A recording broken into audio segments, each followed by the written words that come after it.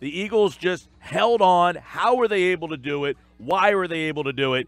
ESPN.com senior NFL insider KC Joyner joins me here on the Boardwalk Honda Hotline as we look at what some thought, Casey, was an improbable victory by the Philadelphia Eagles. They go back to Foles out of necessity, an injury to Wentz, and here they are, an upset in L.A., and all of a sudden, relevant again. Why is this team, what makes them different with Nick Foles?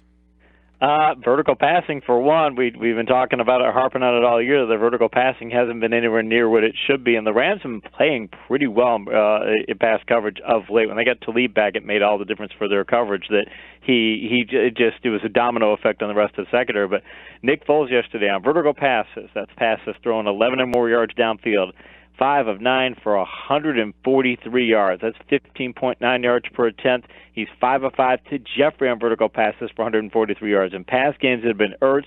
The Rams decided we're going to take Ertz out of the game, and the Eagles just said, fine, we'll throw to Jeffrey on vertical passes, and it worked like a champ. Yeah, I mean, it was a lot of 50-50 balls. It's something that we talk about a lot. It's, hey, throw the ball up to Jeffrey. Let him go up and make a play. It's something that we haven't seen a lot from Alshon this year. And, you know, a lot of people, the players themselves, Lane Johnson said it after the game, they think the ball comes out a little faster with Foles. Is that game planning or is that Foles? I think it's Foles, and I think it's a matter of that he sees, again, look, you can create, the teams use all these different route combinations to try to put quarterbacks into situations where, okay, you've got an easy read where it's two-way read and you're going to pick this guy. But when it comes to 50-50 balls, a lot of times that's just the quarterback thinking, can I make a pass that the receiver can go catch, and do I trust the receiver to go make that catch? I'm not saying that Wentz doesn't trust Jeffrey to go make that catch, but I think Foles, whether or not they told him to or whether or not it's just his way, and I think it's probably more the latter, I think he just says, I'm going to go ahead and make this pass because I can put it in a place where Jeffrey can catch it or it's incomplete. He's got a lot of confidence in himself, and I think it's a big difference. And maybe it says something about Wentz. Maybe he's a little more banged up this year than we all thought he was. Yeah, and that's a good possibility that maybe, and I think it's obvious. I mean, we know a lot of quarterbacks have had this injury. That's next year. They're just not the same guy.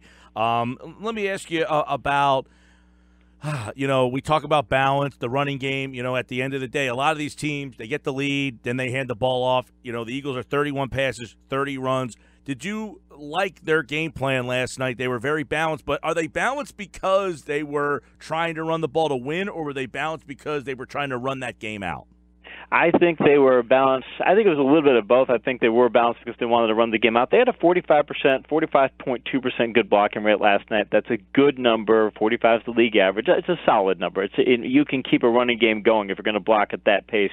You can keep it going. Heck, it's twice what they had the week before. They had a 23.1% good blocking rate the previous week. So their blocking was back to what it had been for a few weeks there, and it's good enough to be able to give them balance on offense. It's not something that they're going to be able to lean on. You need better run blocking than that probably to have a dominant ground attack. But if they keep up at this pace, and they had posted about that same rate for the previous 4 weeks prior to the Week 14 debacle we just mentioned, but I think that the run blocking is going to be good enough to be able to keep going 25 rushes a game.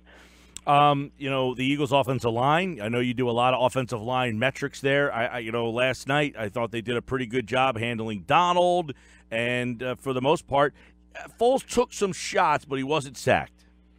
They allowed a pass pressure rate of 15.6% last night, which is the second lowest in Week 15. It's a really good number. Now, the funny thing is the Rams did not blitz very often. The Rams only blitz on 9.4% of dropbacks, which is the second lowest blitz rate in Week 15.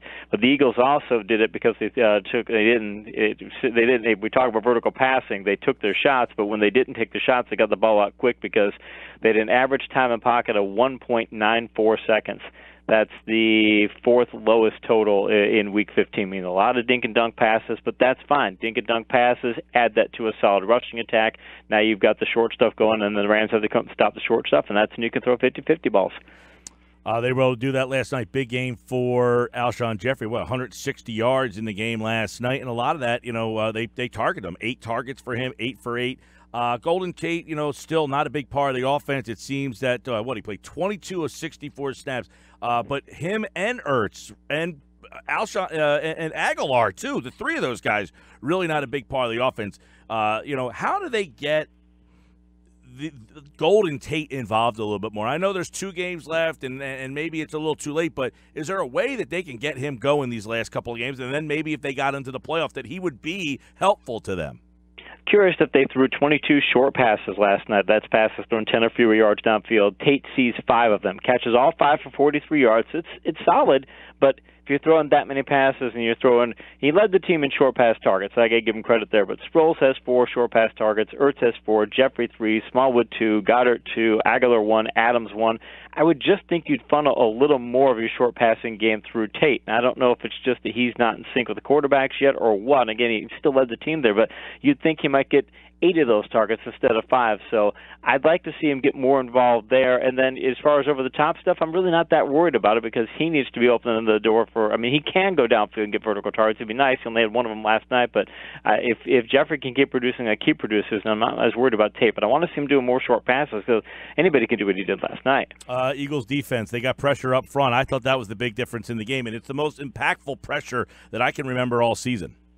Funny thing is that the numbers say they only had pass pressure rate on 17.5% of passes, so they weren't getting the pressure all the time. But we talked about time in pocket there for a second. The Rams last night averaged only 2.04 seconds in pockets. They were throwing a lot of short passes too. It's just when they decided to go vertical and they wanted to go deep, that's when the Eagles were able to get pressure, and that's why Goff last night had very subpar numbers on vertical passes. He was only 4 of 13 on vertical passes for 83 yards, 6.4 yards per attempt. That's atrocious. And they went to Josh Reynolds, amazingly, on 8 of those vertical targets, only 1 completion for 33 yards. So they didn't use Cooks or Woods, so it says a lot for the Eagles to say, we took Cooks and Woods out of the game, and you guys decided to go to Reynolds, and it didn't work. How surprised are you with their secondary that they were able to hold up against this Rams team? They found out the formula that teams have been finding out. I wrote about this in my ESPN Plus article today that talked about for fantasy football. It talked about the Rams can be trusted in fantasy title games. And over the past 3 weeks, the Rams they've shown, there's a number of elements I point out in the article, but it's basically that teams are playing shell coverage against them and saying, we're going to sit back. We talked about this the end of last week, Josh, and they sit back. If the Eagles were to sit back in those shell coverages, sit back with just, don't bring a guy in the box. Trust your front 7 to stop the running game, sit back with everybody in the secondary, and take away the vertical passes and make them throw dink-and-dunk stuff. That's not what the Rams want to do. They don't want to do that sort of thing. They want to go vertical. So I think the Eagles found that formula that everybody else is finding, and the Rams have yet to figure out how to win with a short pass game. I thought, too, their tackling was maybe the best it's been all year. Yeah, well, I'll give you a number on when it comes to as far as rush defensive things. The Rams this season in their ground game, we've talked about good blocking rate is the metric I use to measure how often you give your ball carriers quality run blocking. The Eagles allowed quality run blocking only 31.3% of carries last night for the Rams. That is a season low for the Rams, but it's even better than that because if you look at the previous weeks what the Rams had done, 53, 52, 76, 50, 50, 70, 74, 53, 66. The Eagles didn't just improve on that and say, okay, we're going to do a couple of percentage points better than what you've been averaging. They shut them down compared to what the Rams have been doing. So to do what they did against that ground attack says the Eagles can stop any ground game in the league. Your opinion, you've watched the team with Foles and Wentz. Are they just a better team with Foles, or is it coincidental? I mean, when you look at Philly, is Foles just a better fit for this team? I didn't like when Foles had that interception. They had a combination there, and he didn't see the defensive back reading up on it. I think he stared at that in that area too long, and it led the defensive back to the ball. I think that sort of thing is what you're going to get out of him. But that's the thing we've talked about. They just haven't had explosive plays, and you're going to have the interceptions you're going to get occasionally from him because he's going to take some more chances. Although Foles has been pretty good in that area in the past, you're going to have that, but you're going to trade off the big plays. And I think the Eagles needed that. They needed the quarterback to say, I'm going to make a lot of big plays. I might make some picks, but I'm going to make big plays. I think once it gotten too far to the side of I'm going to be safe, and that's not what the Eagles needed. I don't know. Moving forward here makes things a lot more interesting. I know Doug Peterson said today Foles is going to be the guy, at least for this week. He didn't say the rest of the year. He said for this week. But what if Foles wins again next week? What do you do?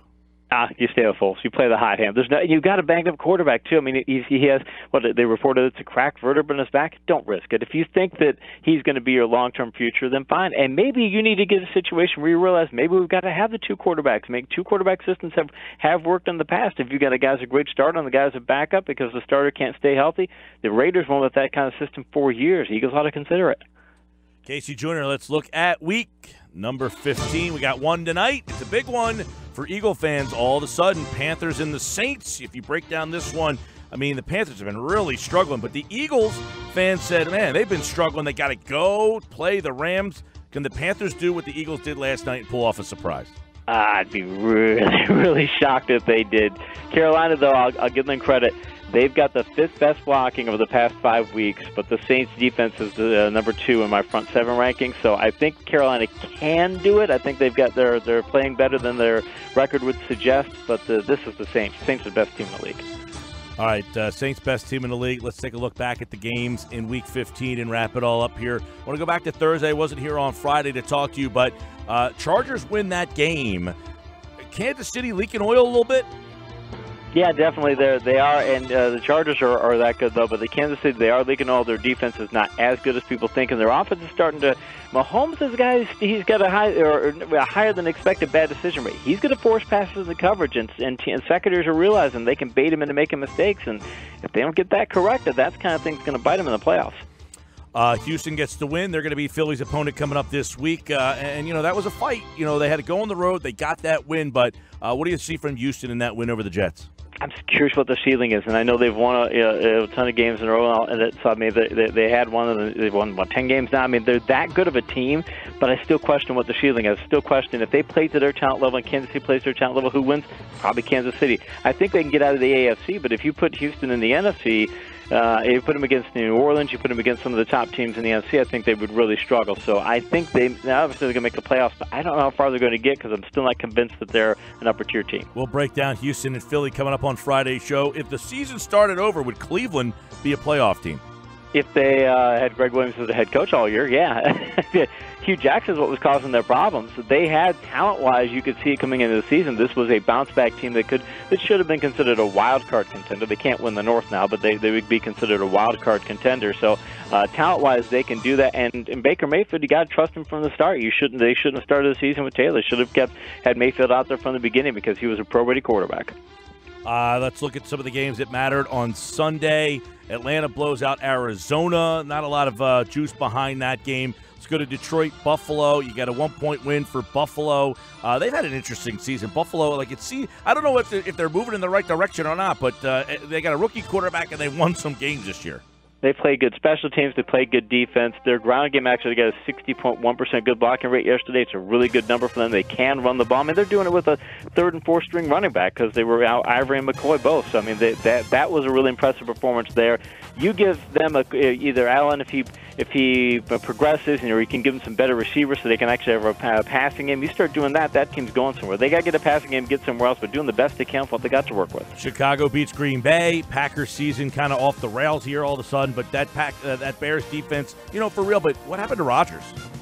Well, he's got bad receivers for one. They went pass first, which they never should have done. They've been doing that for a couple of years, and that's not what they should be. They should be power running and going vertical. Their pass block is not quite as good. I think it's a number of factors, but I also think that he's taken a little bit of a step back. And I don't know if that's permanent or not, but they got to get some better players around him because he can't make up for the deficiencies anymore. All right, let's go to Cincinnati. They get the win against Oakland. Here is the Bengals. They're just kind of both those teams. Oakland's had a nightmare of a season. Cincinnati as well. They got off to that great start, but they look pretty impressive. Although Boyd goes down, they're going to lose possibly both their starting receivers.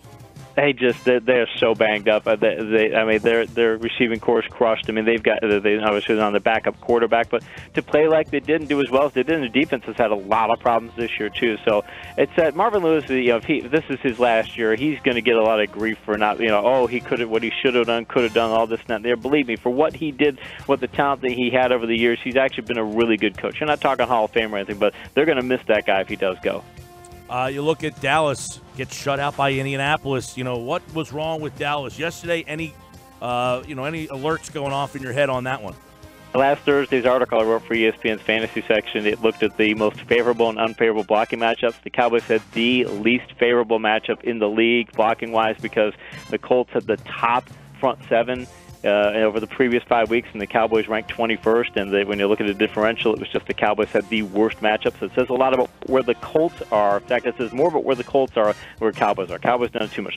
Such a weird league. The Eagles beat the Colts. They lose twice to Dallas, and then the Colts shut out the Cowboys. I mean, you never can explain things in this league. Minnesota, 41 spot on Miami. Miami comes off that big win against the Patriots. They fall flat against the Vikings, who fire their coordinator. Another game that you just can't really explain.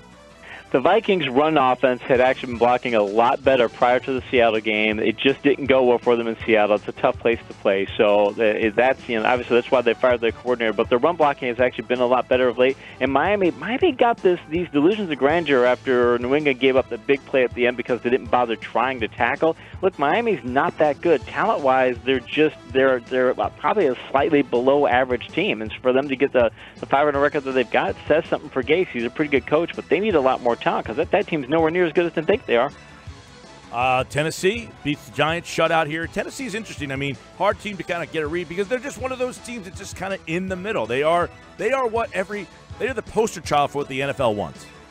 I'm always, when I'm doing my power rankings for ESPN, they always end up like in the top 16 and never end up in the top 10. They're just like 11 to 16. You're going to put them somewhere in there, and that's pretty much who they are. And it speaks well of Vrabel. He's a good coach, and he's getting the most out of him. And their running game, finally, Henry. I came into the season, I had Henry ranked really high in my fantasy rankings, and a lot of people did too. And he, it was just terrible for the first few weeks of the year. But now the blocking's better, and I don't know if he got healthier or what it is, but he's obviously hitting the home run. So if they can use that formula going into if they make the playoffs or going into next year, they'll be a team that's on the rise. Washington's still alive. They beat Jacksonville 16-13. Jacksonville. I mean, Jalen Ramsey was asked after the game what he thinks about his head coach future. He says, I only care about my future. I mean, it says something for that team that the coach, as good as what they were, they look like they were a formula team, could just pound on you and such, and now they've gone the completely other direction. I think Jacksonville's kind of throwing the towel in the season, but you got to give Gruden credit. His team kept fighting. He's taking a four-string quarterback and winning on the road like that. That speaks well of Gruden. Baltimore gets a win. What are you doing at quarterback if you're Baltimore? I know the reports are out there that they're ready to move on from Flacco. Lamar Jackson does get another victory here, but is that the right move? Yeah, you stay with Jackson, stay with that ground game. I mean, they're the first team, it said there in the broadcast, that they're the first team since the 1976 Steelers to have 5 straight games of 190 or more yards rushing. I mean, they're just, and they're not the 76 Steelers, are one of the great teams of all time, but they have a ground game. They can just pound the ball really well. They've got Jackson, they've got Dixon, they've got Edwards, they've got a three-headed running tandem, so they can keep doing that. Since that's who you are right now, keep going with who you are. Don't try and change it. You got Seattle. What happened there? I mean, you're playing at San Francisco. I get it. You're on the road, but Seattle was cruising. They were one of those teams that we were all starting to feel good about. They were never as good as I picked them on the Saturday or Friday picks I did with Josh. I actually picked San Francisco to win the game. I changed that in my picks over the weekend, kind of kicking myself because you could see the upset there. Seattle doesn't play as well on the road as they do at home. Their defense has been nowhere near as good as people think. And also San Francisco, going into that game, I don't know if he still is leading it over these past 3 weeks, but for the previous 2 weeks of the season, Nick Mullins led the NFL in passing yards. So the 49ers are actually, they do a very good job of throwing the ball. New England loses at Pittsburgh. Typically this is a game that Pittsburgh loses. This is a game that everybody questions Pittsburgh. If they were to lose it, we'd be talking about, is this the end of Pittsburgh? Are they going to make the playoffs? Are they ready to move on from Tomlin? Instead, they get a pretty big win. What's going on with New England? New England's run defense, I talk about this in that article I mentioned, I wrote today, that the run defense has been absolutely atrocious. And when I say atrocious, I mean, if you're good blocking rate, if you have 45% of the league average, if you give up 50%, you're having a bad day. If you give 60% in good blocking rate on defense, you've had a really bad day.